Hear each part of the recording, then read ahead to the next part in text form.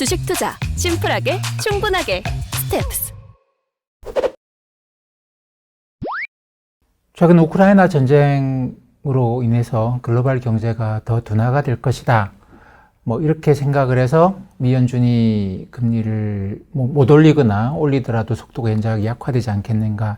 이렇게 생각할 수도 있고, 또 한편으로는 우크라이나 전쟁으로 인해서 글로벌 인플레이션이 더 가속화될 것 같다. 그래서 연준이 금리 인상 속도를 확 올리는 건 아니지만, 왜냐하면 지금 그런 식의 인플레이션이라는 건 연준이 금리 인상을 빨리 많이 한다고 해서 당장 잡히는 건 아니겠죠. 그렇기 때문에 당장 급하게는 많이 올리진 않겠지만 연준의 금리 인상이 생각했던 것보다 더 많이 갈 수도 있겠다. 이렇게 서로 상반된 이야기들을 할 수 있을 것 같습니다. 근데 이제 오늘은 그래서 인플레이션 이야기를 좀 해야 될 것 같은데요.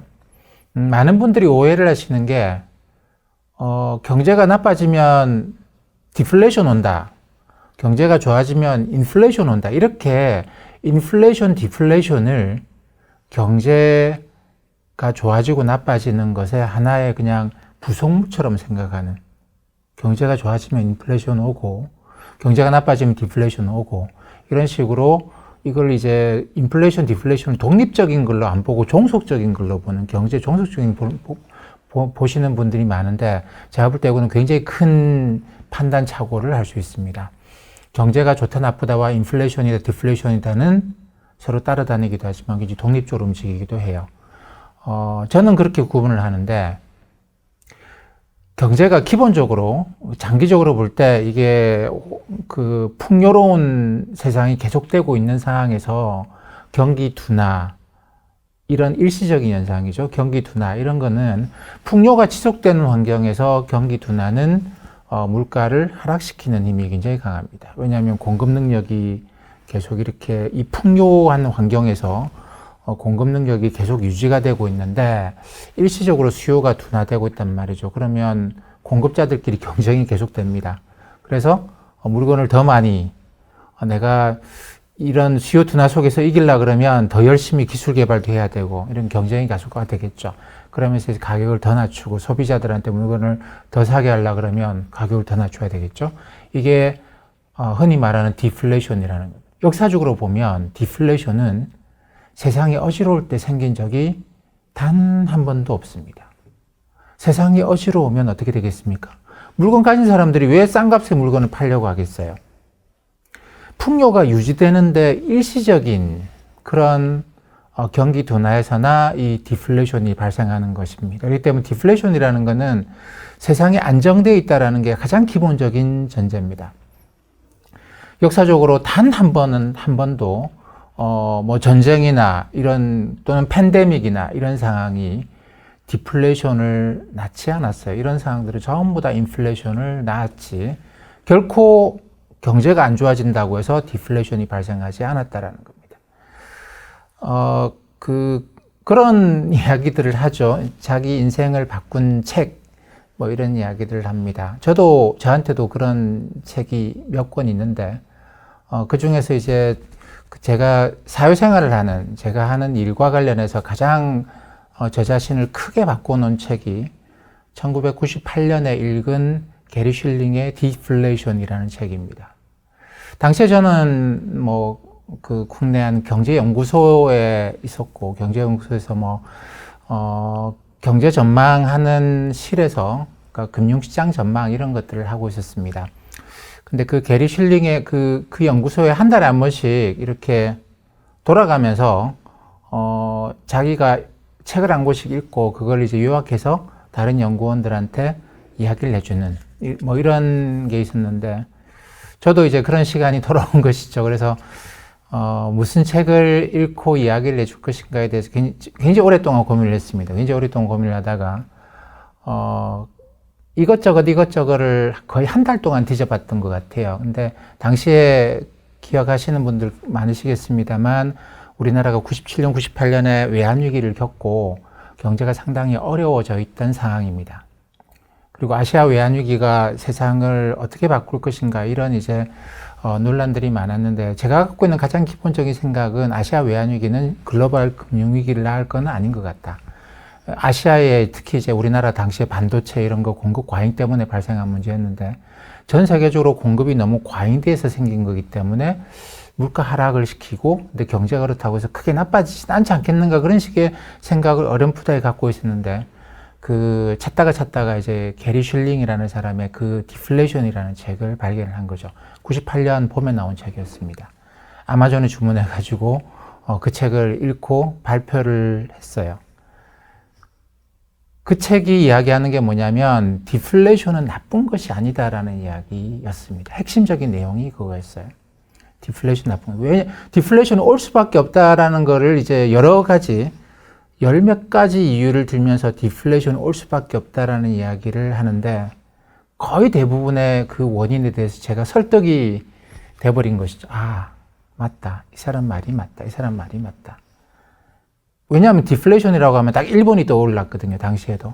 일본이 89년, 90년에 주식시장, 부동산 시장 버블이 붕괴가 되면서 오랫동안 물가 하락을 겪어왔는데 그걸 이제 디플레이션이라고 우리가 알고 있었고, 야, 디플레이션 빠지면 큰일 난다. 이건 경제가 박살나고 사람들의 삶도 그렇고 뭐 한 나라 경제가 거의 망가지는 거구나라는 생각을 갖고 있었는데, 게리 슐링이 하는 이야기가 디플레이션은 그런 것이 아니다. 좋은 디플레이션과 나쁜 디플레이션을 구분을 하면서 지금부터 발생할 디플레이션은 좋은 디플레이션이다라는 이야기를 하는 거죠. 제가 굉장히 깊은 감명을 받았습니다. 그리고 그것 때문에 제 삶이 바뀌어버렸죠. 그걸 읽고 이제 제가 충분히 설득이 되고 난 다음에, 연구소에 있는 것보다 이제 세상으로 나가야 되겠다. 세상이 크게 바뀌는 와중에 있기 때문에 그 현장에 좀 가까이 가봐야 되겠다. 금융시장에 이제 연구소에서 금융을 전망하는 그런 사람에서 직접 거기 가서 가격이 어떻고 이런 거 전망도 하고 그러면서 좀 더 굉장히 위험한, 그 당시에 이제 저희 실장님을 비롯해서 많은 사람들이 말렸습니다. 거기 가면 너처럼 연구하는 애들은 살아남지 못한다. 왜냐면 거기는 미래를 맞추려고 덤벼드는데, 근데 사실 경제연구소라는 데는 미래를 맞추려고 덤벼드는 곳은 아니죠. 그때 그 실장님이 저한테 들었던 비유가 지금도 기억이 나요. 그 연구소에서는 사실 잘 맞췄다가 아니고 그 사람의 분석 기법, 와, 이런 걸 이 상황에서 이런 기법을 썼네, 이런 것들을 높게 평가합니다. 그러니까 미래는 어차피 신의 영역인 것이기 때문에. 그래서 그 실장님이 저한테 했던 비유가, 지금 우리가 하고 있는 거는 저기 관역을 하나 딱 놓고 열심히 이제 연습을 해서 그 관역을 맞추려고 하는 그런 걸 한다라는, 연구소에서는. 그 열심히 하면 관역을 맞출 수 있다라는 거예요. 근데 이제 주식시장 이런 데, 채권시장 이런 데 가면 맞춰야 되는데 이게 관역이 그냥 서 있는 게 아니다라는 거죠. 관역이 막 랜덤하게 지 마음대로 막 움직여요. 세상은, 미래는 늘 그런 것이죠. 근데 거기서 어떻게 네가 아무리 열심히 한다고 해서 그 관역을 맞출 수 있겠냐. 관역은 랜덤하게 막 왔다 갔다 하는데 완전히 다른 게임이다라는 겁니다. 근데 저는 이제 그런 생각을 했죠. 큰 그림에서 그 게리 슐링이 이야기한 앞으로 다가올 디플레이션에서 최고의 자산은 채권인 거예요. 채권 금리가 쫙 떨어지는. 이게 만약에 나쁜 디플레이션이라면 좀 달라도 좋은 디플레이션의 경우에는 금리가 쭉 내려간다라는 거. 충분히 설득이 됐기 때문에 저도 그러면 이제 나는 채권을 하러 시장에 나가겠습니다. 세상은 미래를 맞출 수 없다라는 건 잘 알지만 지금 이 상황에서 내가 지금 시작되고 있는 이 큰 흐름에 큰 물결이 어떤 건지를 알았다라고 생각을 했습니다. 그리고 이제 금융시장에 들어와서 채권을 오랫동안 했죠. 제가 채권을 하는 동안 금리는 계속 내려왔습니다. 99년에 이제 한국의 회사채 금리가 10%까지 대우채 사태하면서 10%까지 올라갔다가 지금은 3년짜리 회사채도 2%, 3% 그 정도죠. 10년짜리 국채 금리도 1%까지 떨어졌고, 미국의 경우에는 그게 10년짜리 국채 금리가 0.5% 이렇게까지 내려갔습니다. 당시에는 6%, 7%씩 했던 금리였어요. 이제 오랫동안 20년 동안 금리가 쫙 내려왔습니다. 가격이 계속 올라가는 최고의 자산이었죠. 물론 금리가 이렇게 쫙 내려가면서 게리 슐링이 예측한 대로 주가도 결코 나쁘지 않았습니다. 경제가 성장이 둔화되니까 디플레이션인데 이게 이제 금리가 쫙 떨어져 내려가기 때문에 좋은 디플레이션이고 이런 상황에서는 주식도 나쁘지 않다, 좋아질 것이다라고 하는 게 게리 슐링의 이야기였는데 그게 이제 정확하게 그랬던 것이죠. 근데 제가 몇 년 전부터 어느 날 갑자기 게리 슐링의 그 책이 다시 기억이 나더라고요. 그 사람이 그때 이야기한 어떤 맥락에서 기억이 났냐면 게리 슐링이 98년 5월 달에 낸 책에서나 이야기했던 디플레이션이 올 수밖에 없다고 이야기한 것의 핵심적인 이유가 다 반대가 돼버린 거예요. 다 돌아선 거예요. 다 돌아섰습니다. 어느 날 갑자기 그 생각이 들더라고요. 그래서 그 책을 구해보려고 했는데 이미 이제 그 책은 없는데 우리나라에서 번역된 책도 옛날에 있었던 것 같은데 그 책도 절판이 됐더라고요. 근데 이제 제가 본 책은 옆에 있는 이 책입니다. 98년 5월 달에 나온 이 책인데 그래서 이렇게 저렇게 해가지고 어쨌든 그때 게리 슐링이 이야기했던 디플레이션 올 수밖에 없는 이유, 경제가 둔화되고 있다 이런 거 아니에요. 이런 거 아닙니다. 디플레이션은 그런 이유로 오는 게 아닙니다. 게리 슐링이 이야기했던 가장 큰 이유는 뭐냐면 냉전이 끝나고 각국의 군사비 지출이 줄어든다는 거예요. 이게 기본적으로 번영의 세상이다라는 것이죠. 군사비 지출이라고 하는 건 어떻게 보면 굉장히 소모적인 것이고, 경제를 이제 성장시킨다? 그만큼 쓰면 경제가 성장하지 않겠느냐? 아주 일시적으로는 그렇게 되죠. 근데 군사비 지출을 많이 한다? 생각해 보면 그건 인플레이션일 뿐입니다. 돈을 그냥 마구 찍어내고, 포탄 만들어서 뻥 하고 포탄 터지고 나면 또 만들고 하는데, 경제가 좋아진다? 이런 걸로는 경제가 일시적으로 성장률이 올라갈 뿐이지 그런 성장은 반드시 인플레이션을 만들어냅니다. 그건 역사적으로 예외가 없어요. 근데 이제 냉전이 끝나면서 우리가 냉전이 끝난 시점을 뭐 87년에 고르바초프 그 공산당 서기장이 뉴욕에 와서 합의한 내용이 있고 그리고 89년, 90년이 된 베를린 장벽이 무너지죠. 그때부터 이제 냉전이 종식됐다고 이야기를 하는데 뭐 러시아도 군비 지출을 여러 개 안 되죠. 미국도 이제 군비 지출을 그렇게 늘려야 될 이유가 전혀 없어진 겁니다. 그러면서 그게 어떻게 되겠습니까? 생산적인 활동으로 넘어가기 시작합니다. 군사 무기를 만들던 기술들이 이제 생산적인 활동으로 넘어가면서 이 공장들이 와 이런 기술이 있었네? 옛날에는 이거 못 썼는데 그걸로 가지고 공장이 새롭게 혁신적으로 바뀌어 나가면서 그리고 또 군사비 지출하던 돈들을 그렇게 지출을 안 하겠죠.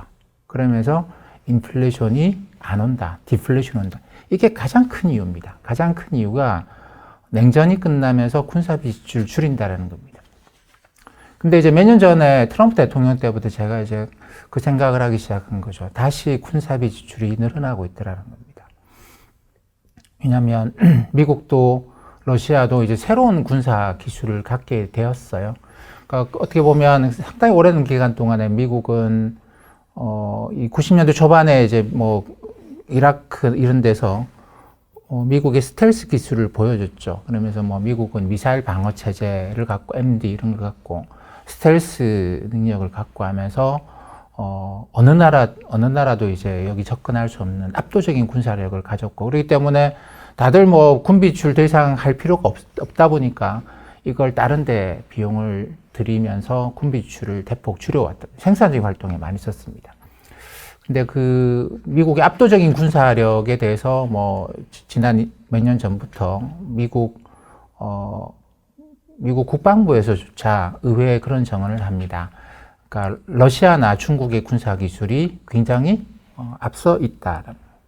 그러니까 미국이 전쟁을 하면 지지는 않겠지만 이긴다고 이야기할 수는 없다라는 수준까지 갔습니다. 그러면서 다시 이제 뭐 가령 이제 극초음속 미사일이라든지 뭐 여러 가지 뭐 러시아의 뭐 저기 S-400이나 이런 것들이 미국 입장에서는 이거를 이제 옛날처럼 압도할 수는 없는 상황이 됐다라는 거예요. 그럼 미국은 어떻게 하느냐?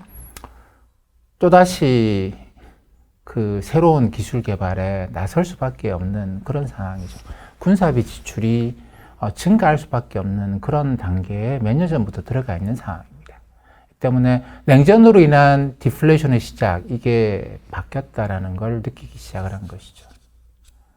그리고 이제 정부 지출이 줄어든다. 정부의 적자가 줄어든다라고 하는 것도 게리 슐링이 이야기한 디플레이션은 굉장히 중요한 요인이었어요.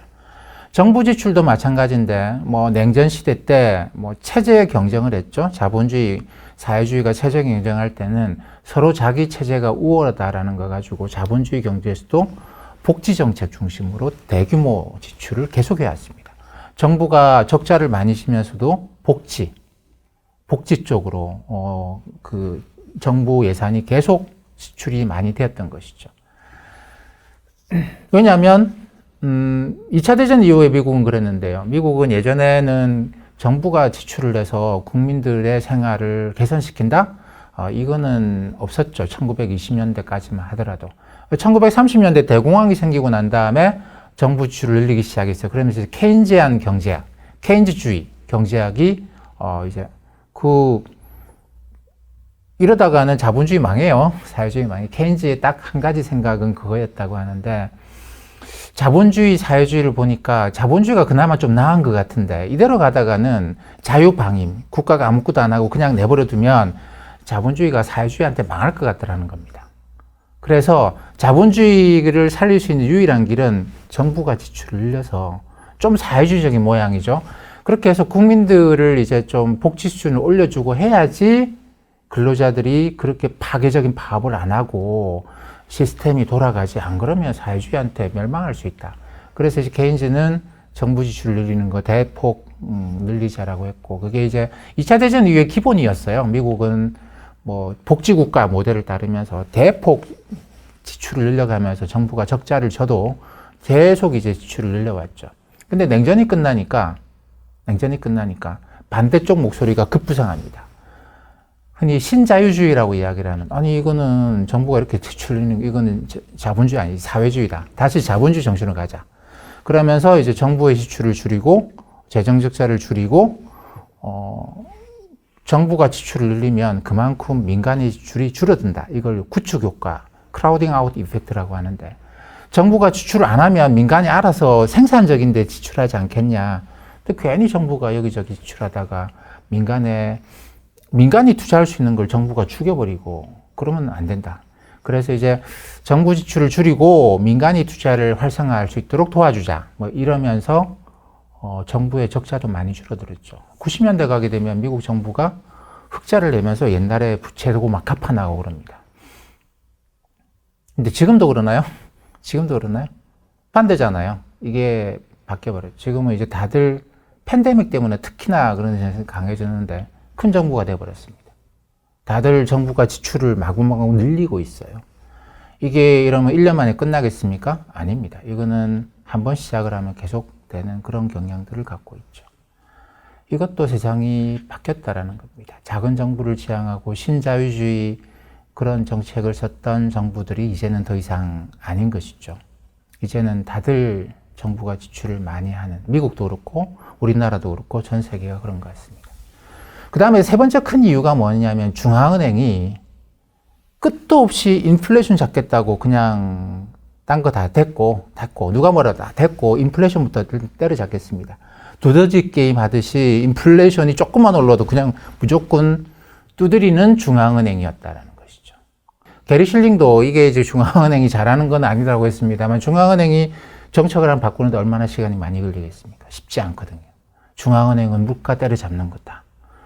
뭐 우리나라도 한때는 인플레이션, 중앙은행은 물가 잡는 곳이다라고 중앙은행 제일 앞에, 중앙은행법 제일 앞에 중앙은행이 뭐 하는 곳이냐? 한국은행은 물가를 안정시킨다. 지금도 유럽 중앙은행은 딱 그것만 이제 한 가지 목표입니다. 물가를 안정시킨다. 미국은 이제 이거 조금 유연해서 이런저런 것들이 많이 들어가 있긴 합니다만, 미국도 오랫동안 중앙은행이 물가 안정시키는 것이다. 이렇게 살아왔다는 것이죠. 그러니까 물가만 때려잡아요. 물가만. 경제가 좀 좋아진다? 냅둡니다. 주가가 폭등한다? 냅둡니다. 근데 소비자 물가 상승률이 올라가면 때려잡는 거예요. 때려잡는 거예요. 그러다 보니까 이제 주식시장은 괜찮아요. 옛날 같으면 주가 올라가면 야, 이것도 1929년 대공황 되는 거 아니야? 주가 때려잡는다고 나섰는데 이제 그런 거 안 하고 소비자 물가 올라오면 때려잡는 그런 것만 했다는 거예요. 근데 이렇게 해서 진짜 물가를 잡았어요. 전 세계적으로 물가가 안정이 됐습니다. 근데 승자의 저주라고는 할까요? 2000년대 들어와서부터 중앙은행이 이제 반성을 시작한 거죠. 그렇게 열심히 물가를 때려잡았더니 어떤 결과가 나왔냐면 자산 가격은 막 올라가는데 물가는 소비자 물가는 가만히 있는 거예요. 그러니까 중앙은행이 아무런 행동도 안 했습니다. 자산 가격이 계속 올라갔죠. 이게 2010년대에 넘어오면서부터 유럽이나 미국 사회에서 심각한 문제가 되는 거예요. 저소득층은 이게 경제가 성장하고 물가가 좀 올라가줘야지 임금이 올라가면서 사실 좀 더 잘 살 수 있는 길이 열리기도 하는데 잘 사는 사람들은 자산 가격이 올라가는 걸로 혜택을 많이 입었죠. 자산가 올라가면서 스탁 옵션이 어떻다, 성과급이 어떻다 그러면서 굉장히 많은 혜택을 누렸습니다. 그러다 보니까 빈부격차가 갈수록 확대가 돼요. 예전에는 빈부격차의 주 원인이 임금에 있다고, 임금 격차에 있다고 하는데 지금은 임금 격차가 아니고 부의 격차가, 자산 소득의 격차가 이 빈부격차의 핵심이다라고 이야기할 정도로 세상이 그렇게 돼버렸습니다. 중앙은행들이 크게 반성을 한 게 지난 한 5년, 10년 동안 그런 반성을 많이 해왔죠. 우리가 소비자 물가 상승률만 때려잡다가 이 세상을 망가뜨린 것 같다. 세상이 좀 이상하게 갔다라는 겁니다. 그래서 이제 한 옐렌 의장 때부터 이 중앙은행들이 생각을 바꾸기 시작을 했어요. 유럽도 그렇고 미국도 그렇고 우리가 물가는 좀 올라가도록 흔히 말하는 소비자 물가는 좀 올라가는 걸 냅둬야 되겠다. 이것 더 이상 강하게 때리면 안 되겠다. 두더지 잡듯이 두드려 잡으면 안 되겠다 생각하면서 한 5년 전부터 이제 물가가 올라가도록 정책을 쓰기 시작해요. 그래서 무슨 일이 생기니까 이번에 팬데믹이 생기니까 그냥 무지막지하게 돈을 퍼부어댑니다. 무지막지하게. 예전에 버냉키 때는 돈을 퍼부었다가도 이게 소비자 물가를 끌어올리는 거 아닌가 싶어서 다시 막 걷어들이고 그러려고 했는데 지금은 그런 게 아니에요. 그냥 물가 올라가라고 그냥 퍼부어댑니다. 이게 가장 크게 바뀐 것이죠. 그래서 저는 이제 게리 실링이 이야기한 것 중에서 가장 중요한 디플레이션을 낳을 요인들이 다 뒤바뀌었다라고 생각을 하게 됐습니다. 그래서 몇 년 전부터 이제 그런 거죠. 이제부터는 무슨 일이 생기면 디플레이션 오는 게 아니고 이제 인플레이션 오겠다. 사람들의 생각이 바뀌어 있다라는 것이죠. 그리고 또 게리 실링 이야기한 거 맞습니다. 아웃소싱 이런 거. 글로벌하게 자본주의가 외연히 확장되면서 중국이 세계 공장이 되면서 전 세계에 값싸게 물건을 막 퍼부어 대는데 이것도 바뀌었죠. 공급망. 미국과 중국 사이에는 공급망 전쟁. 서로 싸다고 해서 미국이 중국산을 계속 샀더니 안보에도 문제가 생기고 안 되겠다. 이제 중국한테 의존해서는 안 되는 품목들을 딱 정해놓고 그거는 우리가 만들자. 비싸도 우리가 만들자. 세상이 바뀌었어요. 게리 실링 이야기할 때는 전 세계 싼 것만 아웃소싱하고 리스트럭처링하고 그래 왔는데 지금은 자국의 고용을 지키기 위해서 기업들이 무지막지하게 리스트럭처링하고 다 아웃소싱하고 이런 것들을 각국 정부가 나서서 막고 있습니다. 지금 그런 세상이 된 게 몇 년 전부터 계속 바뀌어 온 것이죠. 그 다음에 기술 변화, 기술 혁신, 인터넷 확산 이것도 90년대 말 2000년대 그 다음 2010년대 최근까지도 비용을 떨어뜨리고 계속 가격을 낮춰온 거 맞습니다. 핵심 맞는데 더 이상 가격을 떨어뜨릴 수 없는 데까지 낮춰버린 거죠. 가령 주식 거래 옛날에 전화로 할 때에 비해서 HTS로 하면서 거의 제로까지 낮춰버렸습니다. 제로까지 낮춰서 더 이상은 더 수수료를 낮출 게 없어져 버린 그런 상황이 된 것이죠. 게리 실링의 책에 보면 비행기 규제 완화로 인해 가지고 비행기 표값이 얼마나 떨어졌는지 이런 이야기를 하는데 이제 비행기 회사가 파산할 정도로 가격은 떨어져 있어요. 여기서 가격이 더 떨어질 수가 없는 것이죠. 그러니까 이런 규제 완화, 기술 혁신 이런 걸로 해서 가격은 떨어질 만큼 떨어졌습니다. 4차 산업혁명은 오히려 제가 볼 때 소비자 가격을 떨어뜨리는 기술 발전이 아니에요. 가격을 더 올립니다. 사람들이 안 움직여도 돼요. 배달 음식을 주문해 먹는데 이 배달하는 데는 또 사람이 필요하잖아요. 여기에 임금 저항이 생겨버린 거. 더 이상 낮출 수 없는 데까지 낮춰놨기 때문에 이게 배달 앱이 확산되면서 오히려 이제 배달 요금이 가격이 올라가는, 소비자 비용이 더 올라가는. 물론 뭐 소비자는 더 큰 효용을 누리고 더 큰 만족을 느끼는 것은 맞습니다만 가격은 올라갑니다. 가격이 올라가는 것에 비해서 더 큰 만족을 느끼기 때문에 이 4차 산업혁명이 사람들을 더 행복하게 만든 것은 맞는 것 같아요. 하지만 결코 이제 싼 값에 되는 세상은 아닌 것은 분명합니다. 그렇기 때문에 아웃소싱이든 그게 글로벌라이제이션이든 아니면 기술 혁신이든 게리 실링이 이야기했던 모든 것들이 디플레이션을 만들어내는 힘이 아니고 오히려 인플레이션을 만들어내는 힘이 있다라고 하는 것이죠. 지금 뭐 우크라이나에서 일어나고 있는 일도 이게 어떻게 전개되고 어떻게 결말이 될지 언제쯤 끝날지 여기에 대해서는 뭐 제가 드릴 수 있는 말씀이 없습니다만 어떤 형태로든 이게 이제 유럽의 에너지 문제, 유럽은 에너지 자급이 현저하게 낮거든요. 물론 뭐 아시아에 있는 한국이나 일본이 더 낮습니다만 이 에너지 자급도가 현저하게 낮은 서유럽 에너지 문제 이런 것들 때문에 야 이게 흔히 말하는 커머디티 가격이 잘 안 떨어지겠구나. 최근에도 그런 현상이 계속 생깁니다. 유가가 올라가고 이런 산업용 금속 가격이 올라가고 이런 현상이 계속 생기고 농산물 심지어까지 올라가고 이런 상황이다 보니까 특히 우크라이나는 아주 오래 전부터 이쪽에 그 농산물 과 관련해서 굉장히 중요한 지역이었죠. 옛날에 그리스 신화에 나오는 트로이 목마 이야기도 트로이가 지금 이제 터키의 요 해협, 그러니까 이 흑해에서 지중해로 나오는 그쪽에 있었다고 하는데 트로이가 왜 거기 있었느냐? 그 안쪽에 이제 흑해 안쪽에 들어가서 그쪽이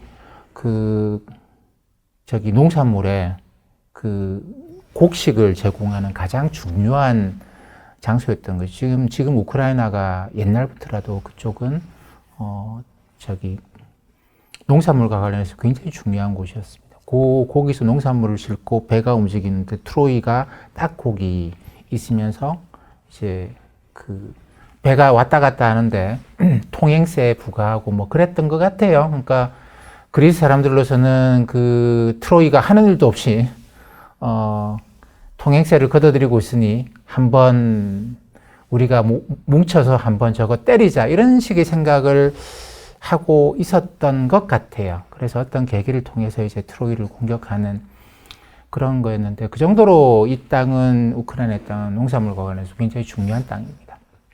그러니까 여기가 만약에 이제 문제가 오래 지속되거나 그랬을 경우에는 어떤 일이 생기겠습니까? 이게 이제 더 이상 게리 실링이 이야기할 때처럼 미군이 워낙 압도적이고 전 세계 다 개입하고 해서 군사 비출 안 해도 충분히 평화가 유지되고 번영의 세상이 장기간 유지된다는 것에 대해서 사람들이 의심이 없고 모든 돈은 생산적인 데로 들어가고 정부가 쓸데없이 돈 안 써도 되고 뭐 이런 세상은 이제 아니지 않겠는가.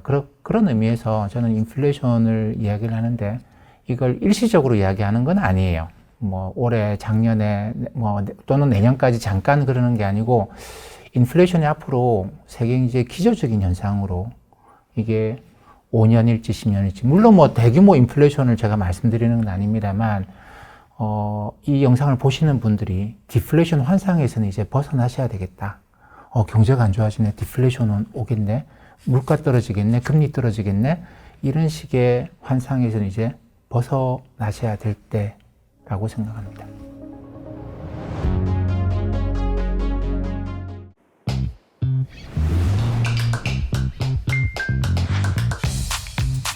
자유롭게